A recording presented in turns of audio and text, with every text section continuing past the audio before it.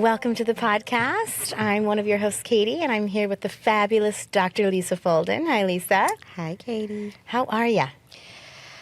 It's a loaded question. Sorry. So loaded. I'm well. How are you? Okay. I'm okay. Yeah, I'm well as well. I'm doing life on life's terms these days, and doing just for today is kind of my what's going on today. You know. Love it. I often live in the future, and that doesn't work out for me. But today's an interesting episode. I don't want to say like a goodbye or a farewell. I know. We need tissues prepared. But I do feel like, I just never know the future. But This will be the last episode that I will be on, theoretically. Tyler's going to be, the other, my partner and co-founder at WeShape, is going to come in and be your new co-host. So it's definitely like a sad episode for me. Yeah.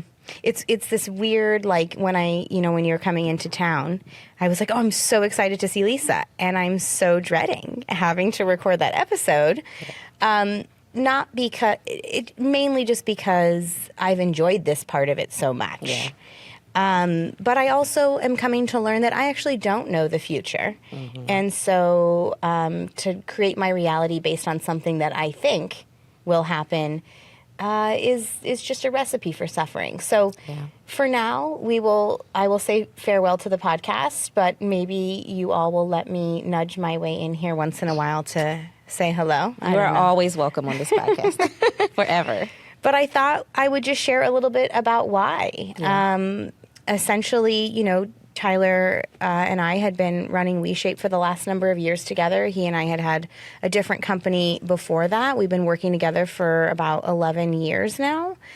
And to sum up, I'm not just leaving the podcast. I left the company. Yeah. And essentially what led me to that decision was I came to this realization that everything that I was preaching to people, I came to this moment where I was like, now it's time for you to do that. Yeah. And it was like the journey in the fitness industry that went from years ago selling weight loss and being deeply enmeshed in the toxic weight loss industry, all the way to the point where we are now, where we're really embracing body liberation. Yeah. Detaching from these cultural narratives, embracing who we are as people, encouraging people to find their voice. Mm-hmm. Like that journey that I was a part of, led me to be like, okay, now it's time for you to do this instead. And I was like, I just did all that work to work myself out of a job. The irony of it all. Yeah. That's literally what happened. Is I had to face reality. Yeah. And facing reality is difficult sometimes. Yeah. I'm the kind of person who will feel an excessive amount of pain until I go, okay, I'm in so much pain, I have to make a change. My threshold is too high. Right. No, for I want sure. that to come down. Definitely. So I basically felt like I was faced with the reality of you get to choose running a startup company, your mental health, your children's connection and presence with their mother. Pick two of those three things. What are you going to pick? But you can't have all three. Yeah. Pick two. I know that was hard for you. It was torturous. Yeah. I had essentially a mental breakdown over it. Yeah. I was like, I'm not going to leave something that I've put my whole life in, or the essence of my life into building. Yeah. And I think it's also because of what it stood for. Mm-hmm. I care that women have a voice. Yeah. I care that people are connecting with themselves and detaching from this toxic cultural narrative that we all have been, totally submerged in. Yeah, for sure. And so I care so much about it. I felt like it was my fight to fight. Yeah. But it turns out my fight to fight is my own self-care at this season of my life. Yep. And I was going to say, I think sometimes we can fight the same fights, but in a very different way. Mm-hmm. We're all on different battlefields. It doesn't have to be, yours doesn't have to be at the front of this company doing all the things that you are doing. Your fight can take place in your own home, in raising your own children, in advocating in different ways. And so it doesn't take any value away from what you have provided here at WeShape and just to the world in general. Mm-hmm. But I understand that thought of like letting go and saying, okay, I'm no longer doing this thing that I believed so heavily in. I mean, it's just like when we walk away from diet culture, like I believed wholeheartedly in that stuff. Okay. I was very much like, you know, you push through, you suck it up, you figure it out. And so to say, never mind, it was, you know, it's like you're struggling with like figuring out who you are again and where your role is, your lane is. And so I'm proud of you for doing it. I know it was very hard. I was very surprised, you know, when we had that conversation. But I'm really proud of you for centering yourself, because I don't think you do that enough. So for deciding like my self-care is more important than everything else in the world. And it is. It literally is. Like it's more important than WeShape. It's more important than me. It's more important than everybody. And all the people that benefit from your presence will benefit more because you are now centering you and taking care of you and doing what feels most authentic in this moment. And like you said, you know, it's our farewell episode and it's all sad in some ways, but it doesn't mean that this new role isn't just for a season. It doesn't mean that you can't come back or, you know, nobody's like locking you out or you made your choice. Yeah. I mean, I was one of the co-founders of the company, like from the business side. I still have stock in it. Like I still care so much. Yeah. Like I live with Tyler. So to think that like I won't be whispering in his ear on occasion, like, oh, that was an interesting choice. I've worked on my control issues, but not that much.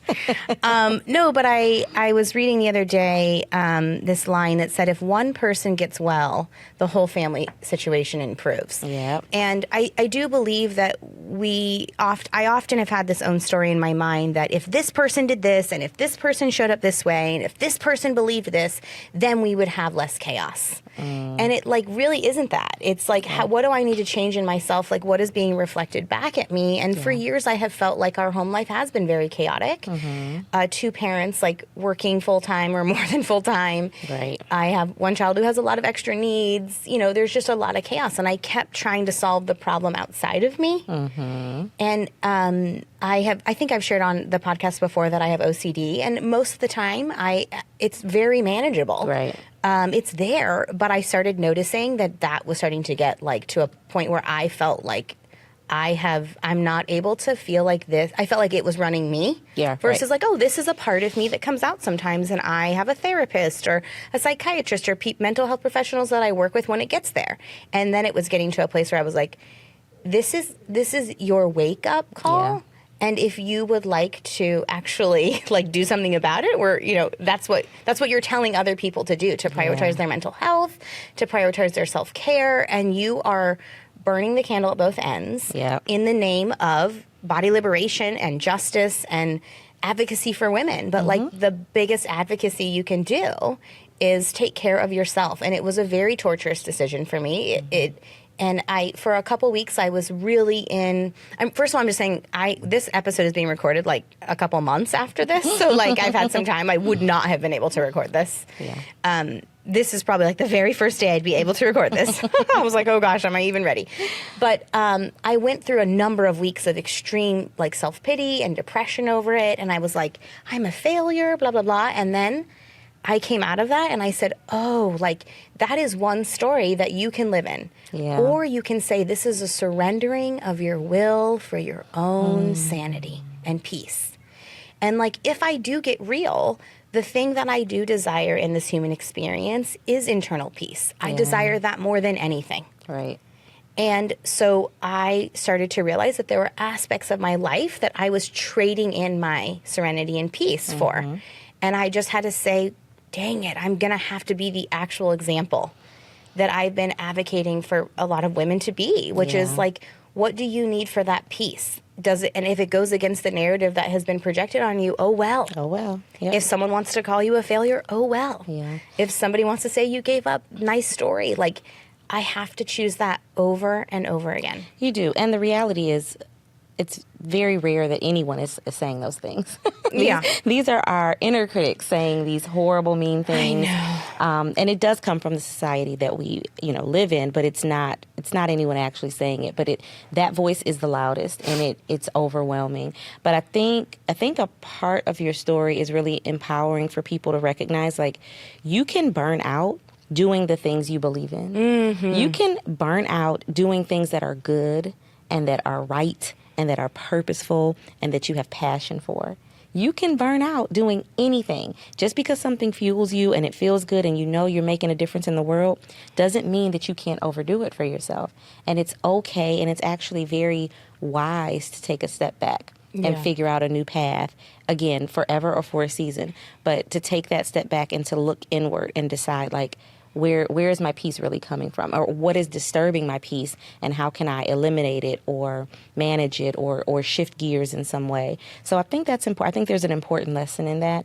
I think sometimes people feel like, well, if I'm working my dream job, or I'm managing all the blessings I asked for and I worked for, how could I be burned out? How could I be tired of this? How could I be overwhelmed by this? It's absolutely possible. It happens to all of us, and it's just an opportunity for more growth and to shift our focus a bit so that we can be, more authentic and have more peace. So I'm glad you get I definitely think the inner critic, that is some of my biggest work. And I think even on behind the scenes, like on the business side, we have someone who is on our board, and I went to her and I said, because, everyone on the team was surprised. Like it was sort of like, okay, I have to make this decision and I'm making it. And I'm just going to do it because I know, like, when you know. Yeah, no, for sure. I'm not going to sit around knowing for months. And so I went to her and I said, I just feel like I've really let them down. And she said, I'd like to reflect a different story to you. She said, I've worked in a lot of corporate environments. I've worked in big companies. And the fact that you knew exactly what you needed to do and you didn't sit on that, and you knew the decision you had to make, and you acted in a startup environment, was actually an incredible sign of your leadership. Absolutely. Because if you're not all the way in, you can't have a leader in a startup company who's half in. Yeah. And you knew that time was of the essence for the company, and you did not sit around to double check for your own comfort.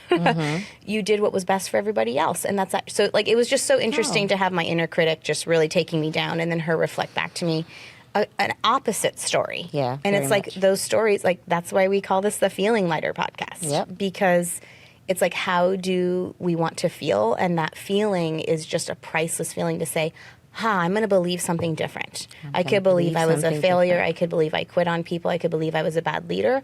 Or I could believe other stories that could be just as true and actually have a lot less suffering. Far more true, honestly, because you're speaking to someone who knows you and who's been a part of the journey and the company with you. So I'm glad you got that. Yeah, that it was reminder. One of the biggest pivotal moments for me to say, this is good for the collective whole, whether you want to look at it that way or not. I was actually, and then I took a couple notes before I came in here today, just about this other idea just around, like, I'll just read from this one book that I read from once in a while. The line is, I spend more time with myself than anyone else. Wouldn't it make sense to put some energy into making that relationship as fulfilling as possible? That is so good. And so it was like, where's that from?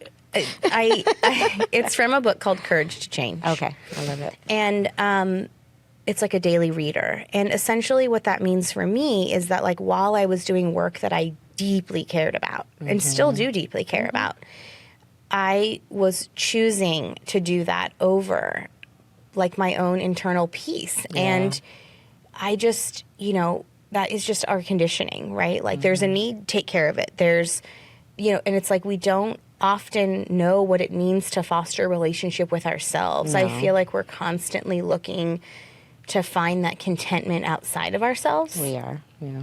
And so I was like, oh my gosh, I need to learn what it means to fulfill my own needs. I don't even really know what that means. Yeah, a lot of us don't know what our needs are because we don't stop to ask ourselves. And I think one of the most powerful things we can do in fostering a better relationship with ourselves is just to stop and, like, sit in the quiet, which is hard. It's like, I'm so uncomfortable. Yeah. And when you have people around you all the time, but to stop and just sit in the quiet and ask yourself, like you would ask your child, like, what do you need right now? How do you feel right? You said, how are you? It's like, that's a loaded question. Yes, it is, because there's so many things, but when we gloss over what's going on in our own lives and we just, we pretend, or we just, like, push it down, that stuff comes back up. Yeah. It becomes overwhelming. It's like a pressure cooker inside of you. So the kindest thing we can do for ourselves is to stop and ask ourselves what we need, how we really feel, what we're missing, and then that takes us to, the deeper questions and then the actions that have to follow, and we have to make those big decisions. So, I obviously hate that, we're not going to do this together all the time, but I'm so happy that you're doing what makes sense for you right now. Yeah. And what feels good for you right now. And it's, in a way, caring for yourself in a different way. And I can relate on the stance of shifting your whole life, just deciding this isn't working anymore. And I just value, I love to see women especially, no shade to any men, because I think everybody goes through this, but I love to see women stepping outside of the norm, whatever it is, the cultural norm, the societal norm, your family norm, the norm you put on yourself. I just like to see women stepping outside of that and deciding, you know what, this doesn't work. This isn't helping me. This isn't healing me. This isn't growing me. I am not fulfilled anymore, and I'm going to do something different.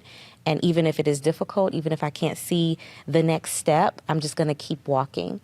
I might be holding on to the rails, but I'm going to keep walking because I know that this is not it anymore, and I have to move. So, and I think that's what was so torturous for me, is because I still feel like this is it. Yeah. I love this. I think what it is it's more about the season of my life. Right, yeah. And it's like I have been conditioned and trained to be able to hold a lot of things. But being able to do something is different than feeling like that is the right thing for me to do. Just because you can doesn't mean you should. Yeah. That's just the reality. Yes. Yeah. I mean, that was. And I was listening to a podcast that my friend sent me yesterday from Elizabeth Gilbert, the woman who wrote Eat, Pray, Love. And I'm going to have to go to my notes again because I wrote a couple notes down. She said self-care is like this. She was talking about how self-care is this kind of trendy thing. She's like, it's actually deep humanitarian service. It is, 100%. Because she said, all the harm I've caused others can be linked to my lack of self-care. When I am in unhealthy relationships and I'm projecting the way that people should be, when I'm trying to control things, when I'm trying to overly exert my will, when I'm resenting people, when I'm trying to make things something that they're not, that is all internal suffering that I'm doing that's lacking my ability to kind of connect with self and understand and spend time in those perspectives. Yeah. And then I carry around all that energy, and in a way I'm harming the world. Absolutely. I believe that so deeply. Actually, I spoke on this at an event in September, and I did this illustration, but I think that self-care has become this trendy thing. Go to the spa, and that stuff is cute, but it's not actual deep self-care. No. And real self-care is about community care. Yeah. The reason, and it's not the only reason, but the reason we have to pour so much into ourselves is because we do have a responsibility. We do have other people to care for. We do have the world to look after. And so I was demonstrating at this event. I was like, if this pitcher is, pitcher full of water, it's your prayer, your spiritual practices, your God, your time with friends, your sleep, all the things you do to fill yourself up and recharge. And then you're this tall glass, and then you have these 3 small glasses that you're responsible for pouring into, your jobs, your children, your partner, whatever it is. Most of us, we go and we fill up from our pitcher. We maybe have a vacation for a weekend, or we do something, and then we go and we pour, and then we're empty. And we go back and we fill up, and then we go. And it's constant, and we end up exhausted every single time. And I was like, how I want to adopt self-care is that I am never empty. I am always pouring from my overflow. So I positioned the 3 small glasses on the bottom, and I set my tall glass on top, and then I took the pitcher and I just poured. And as I overflowed, all the glasses below me also overflowed. And then they can overflow into the next glass. And when we really center ourselves and care for ourselves and give us all that we need, we can care and help others. And then we get, other people pour into us, our friends, our communities, and then nobody ever goes empty. It's about community. It's not just this singular, let me go get my nails done. Now I'm self-cared for the day. It's just not that superficial, That's a beautiful analogy. Yeah, it changed the way I engage with self-care. And I don't see it as being selfish or me time. It is me time sometimes, right? But it's because I have other people that I love that I want to be there for, including myself. Yeah. And I have to take care of myself in order to do that. So 100. And what a beautiful analogy, because I feel like, especially women, we're made to feel selfish by doing any of those things. And like, for me, self-care has turned into accountability for my perspectives of the world. Like, I'm the one who lives inside my brain all the time. And if I'm carrying around, resentment or bitterness or judgment or criticism, like, all of those things live with me. Yeah. And so, like, I have sort of been able to look at it like, oh, damn it. I don't love this perspective, but because then it feels like I have to do more work, but it's okay because it is really liberating. Right. But detaching from my way. I went to this meditation group recently, and it was just a quick 10-minute meditation. Nice. And they prompted with a question. It said something like, when have you surrendered your will and everything worked out okay, where you didn't try to control something? Think about, I don't know about it. I don't know if this is a women thing, but I'm like, this has to be this way or someone's going to be upset. And this has to, I'm constantly exerting my will. Yeah. And while I was sitting there in the meditation, it was like I saw this Venn diagram of like healthy, loving relationships in one circle, my way in another circle, and my sanity in another. And it was another one of those pick two. Pick two. I can't always have my way. Yeah. I don't, you know what I mean? No. And so I think that was a lot of reshape for me. Was like I needed it to go this way. And that's okay. I know that there were good things that came from that. Absolutely, I'm not saying it was done with nothing that benefited, but it was at the cost of healthy, loving relationships, and it was at the cost of my sanity. Yeah. And I just had to reprioritize and take accountability that I put myself in a position where I didn't have boundaries, where I felt like self-care was selfish. Like, those are all like, I'm an adult now, almost 40 years old. I have to start taking responsibility for my perceptions of the world. Yeah. And that's really hard work to do when you are conditioned to take care of everybody else, to see a need and fill it too. But it's true. Like, only I am going to live in this brain. And so it's a lot easier for me to just attempt to take responsibility for those thoughts and perspectives. Yeah, and that sense of control, it's really just a farce. We don't even have the control that we think we think we have. So it's really exhausting, and obviously, I can relate to that because control is what we perceive as safety, right? Oh, absolutely. It's like, hey, if I do this, it's going to be done right and well, and everyone's going to be good, and I'm going to be good, and the world's going to be good. But that is entirely too much pressure to put on one person's shoulders, because we don't even have that control for real. Yeah. We can do all the things right, exactly as it's supposed to be, and then everything can still implode. And playing God's a big role. It is such a big role. I resign and we're from not that. even good at it. I'm like, if I can label it, with my label maker, and I can color code it, and I can strategize a solution. I mean, like, I am like wonderful at solutions. Yeah. Does that mean I should be spending my life figuring out the world's problems? No. Probably not. And I think that is the important distinction, because I just moved, right? I just moved this week. Well, I packed and sold a home and moved 3 children and myself in the last week and a half. And I still worked. I did not take off work, because why would we do that? And then I flew to California. So when I say those skills can come in handy, right? The organization, making the phone calls, creating the spreadsheets. I had to coordinate care for my 3 children while I'm away. There's nothing wrong with having those skills, right? And being able to organize and label and color code. But the problem comes when we think we can control and fix everything. And we lose the flexibility to say, oh, well, some shit just happens. Something's going to get messed up. My kids call me. They're like, we have a big problem. I'm like, okay, what is it? They're like, we left our toiletries in the suitcase in Dad's car, and now we need... And I'm like, okay, breathe, calm down.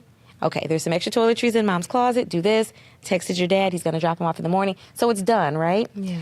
But when you have this, like, overwhelming desire to control, that situation would make me, like, get angry, want to chew someone out for not remembering to leave something that they're, to leave something they were supposed to, and then stressing about it when I am thousands of miles away and really can't fix it from here. Yeah. And it was an opportunity to empower them, the children to make some choices and decisions, and then to reflect like, okay, yeah, I forgot something. And it's okay. No one died. Everyone's okay.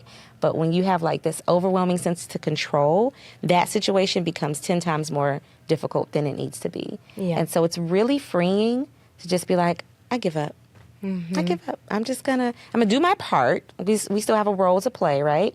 But I'm not going to be overly controlling and stressful about this situation or any situation, because it doesn't make anything better or easier. And it's too much pressure. It's too much pressure. And it takes away all that peace we've been talking about. Yeah, so. I'll refer to my book again, that this is actually going, if I'm always reacting, I'm never free. And like that can be in the littlest things, but it can be on a grander scale, right? Sure. And like there is a balance between understanding the injustices and the unfairness of the world and not being a victim to them. And not, There is a huge difference between that, right? Because when we are a victim, it's like someone told me one time, actually, this was a really painful message that I'm like, don't say that to me. That's way too relatable. It's like, oh, are you on the triangle of victim, villain, or rescuer? And I was like, do you just go between those roles? Victim, villain, and rescuer? Yikes. And I was like, maybe. But I label it as building a company, or I label it as I know best for my children. And and again, not to say that those things do not have good parts to them. Yeah. But discovering the parts that take us over the line of like, I'm being a contributor to now I'm actually causing my own suffering. Yeah. In the name of being the victim of that. In the name of feeling like I need to rescue somebody. In the name of playing these roles, where's the line where I say, oh, just now I'm suffering? Yep. Everyone's line is different, so I don't know. I can't. I wish I could math this out for you all. I cannot. Because you would. I would. I'm suddenly really great at math. Tyler always says that to me. I can be like, I don't know. And you're the one at math. Tell me the equation. Then something where I can solve a problem like that, I will be like, Rain Man. I love it. But my point is, like, it's different for everybody. And that goes back to what I've always been trying to say here, is it's an internal knowing. It's a voice that's a deeper connection with yourself. Only you know when you're like, oh, I was really helping. Oop, I actually tried. Now I turned it into rescuing. Yeah. Like, it's not black and white. It's not so polarized. No, it's not. And the only way you know is to actually go through it. You know? You can't predict it. Yeah. You can't be like, oh, if I do X, that's going to be too far. You literally have to just do it. Yeah. And then those experiences is what build the wisdom that then comes, so that you know, maybe a little sooner the next time, maybe not, but so that you can start to see like when it goes too far. When you can extract the good and like, okay, this was a good aspect, I was doing good work, and then see like, okay, that was a little bit out of the realms of like where I want to be. And so it's a trial and error, and I think I've always used those terms very loosely, but going through the trial and error it's a lot harder than it's trial and error, But when you're erroring, it's hard, to not be hard on yourself and to not feel like, oh, I should have known, I could have. It's like, no, this is literally the experience you had to go through in order to gain the wisdom and knowledge you have today, in order to do better tomorrow, in order to teach a lesson to yourself and to someone else. Like it's par for the course. It's a part of the plan. So it's like we're always trying to get out of being a human. We are like, always so weird. We sign us up for robots. Yeah. Well, that's perfectionism. Yep, right? That's perfectionism. And I know a lot of people in my life who, and I can really speak for myself here, but I have friends who really relate to the idea of finding my worth from rescuing, finding my worth from perfectionism, finding my worth from in the name of this or in the name of that. And I think there just comes a point where it does get really tiring, and everyone has their different point where they're saying, I have to shift. And if I had it my way, which I did for many years, I would continue on. But I also know that it comes with a price that other people and myself are, and other people, yes, like my children and Tyler often, but really myself was starting to pay a really big price. And so to have to look in the mirror and say, you're telling everybody to listen to that inner voice, are you going to? Are you going to? Was a really difficult thing. But I'm grateful for the experience, and I know that I don't even pretend to know what's next anymore. I used to spreadsheet this shit out, and I don't know. Yeah. I don't know. I don't pretend to know what's next, and I feel oddly comfortable with that today. That's good. That's the growth. Yeah. That's and the I'll stuff make you more go through. mistakes, and I'll continue to probably rescue and be the victim and do all the things I normally do because I'm a human. Yeah. But I also know that awareness of that and a willingness to see that, that's what it was for me. It was like, okay, are you willing to see this? Because this wasn't something that was new for me. It didn't just like happen like 2 months ago, right? And that's the other interesting thing to come out of something. Like when our life circumstances change, when we say, okay, this doesn't work for me, I'm going to change, and you do make that change, watch out, because the pattern will just show up in a different way. Yep. Like, I feel like all we're doing is playing out patterns. And so I've been trying to be mindful even now, even though I totally see myself doing the same thing I did before and just in a very different way. Yeah. So, and hopefully with a lot less criticism, self-criticism. I do feel like that's one of the biggest gifts I've gotten from doing this work with WeShape. Like, it wasn't really I wasn't leading it. I was like, bring all these people on to teach me how to break free from this toxic culture of weight loss. But that is one of the biggest gifts, is that I have so much more just like gentleness with myself. I have a lot, like even just a little bit, I don't know about a lot, but even just a little bit more acceptance for being a human being has been one of the biggest gifts, not to mention the people that are on this team are just obviously, that, I think that was part phenomenal. The people, that was one of the, that's I think, you know, a really hard part for me. But yeah, I don't really believe in goodbyes because I feel like that is me predicting the future, and I just am done playing that game. Yeah. So she's just saying, see you later for a minute. Yeah, see you later. We'll see. Maybe you guys will let me bug you once in a while. And just like, thank you to everyone for even listening to this, for all the people on this team who like spend all of their days and time and energy to give us space to do this. Like, everyone on the WeShape team is just truly a group of humble, caring, kind people. Like, anytime we've ever had anyone even come in the company to like consult or anything, that's what they always say. And I'm like, yeah, I know. That's why I didn't want to leave. They are. No, like, they are. People will be like, I didn't know you could work in a non-toxic environment without all the bullshit. I'm like, no, like, these people are like the best humans ever. Yes. So, I've worked with a lot of companies doing a lot of little contract stuff, and I've never, ever had an experience like what I've had at WeShape. And I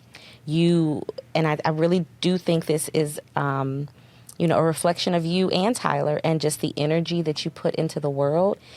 You reflect that back, and you get that back. And the people that come to you and that want to work with you and work for you, they share that same light, and it is beautiful. So I can say it as someone who just joined the company, within the last, year and a half or so.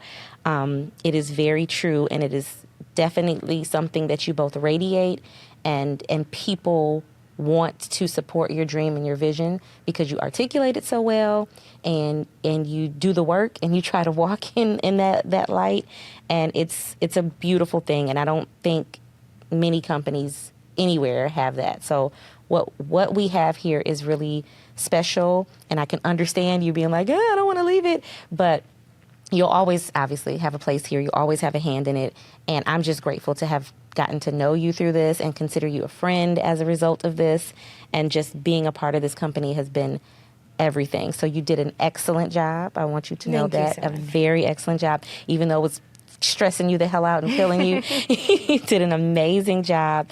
And you've curated, just an amazing group of people and great content and just so much value. So I can't tell you, this is my perspective, but just as a coach through this company who sees the clients on the other end, the things that they say, like how impacted they are, how blessed they feel to have even found WeShape.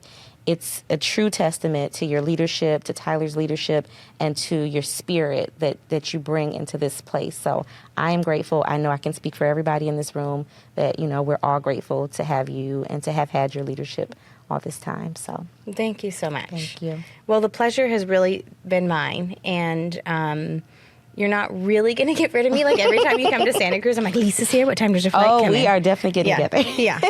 And again, just a huge shout out to the WeShape team. I've been working with a lot of these people for even before WeShape and the other companies. So it's been an incredible decade of my life, and I'm also really grateful for Tyler, who said, I really want to support what you need, and I will step into that role and I will take it over. So there's just like so much gratitude that I have for everybody here. I really think about that a lot and really can't express that enough, honestly. So thank you, Lisa. You and Tyler will have an incredible show. I know you will.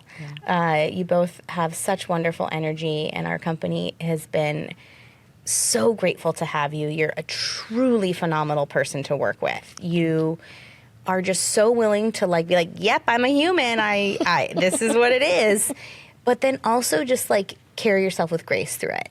And I think that that is something that is an incredible example to people who are following this content, where you can just be like, you're not trying, like who you are is who you are. Right. And like who you are on this pod, like who you are in your content and in the classes that you teach here with WeShape, like that's who you are. Mm-hmm. And I think that is the most beautiful gift, is when people can just be themselves. Mm-hmm. So if there's anything that I hope that WeShape continues to carry on, which I know they will, is like permission for people to just be who they are. Yeah. And whatever that means to you, if you're listening, like whatever peace means for you, whatever boundaries mean to you, whatever rules mean to, like, that is what I hope everyone will get to, or work towards. And just understanding that life is a journey. There isn't really a final destination, in my opinion. It's like, we're not going to ever like finally check all the things off that we hope, right. But it's more just about giving yourself permission to be human and make mistakes and be you and do the best you can. And I think that when we access that part of ourselves, that is the best work that we can do for the greater world. So I know the world can feel overwhelming at times. Mm-hmm. I know that the problems seem really big to solve, and they are. But I think that the best place we can start is within ourselves. Yeah. So I hope that people continue to do that. I'm going to continue on that path. I'm going to make mistakes, but I'm going to continue down that path, because that's the most freedom that I have been able to discover so far. So thank you, everyone, just for the opportunity to do this work. Thank you. All right. Take care, everyone.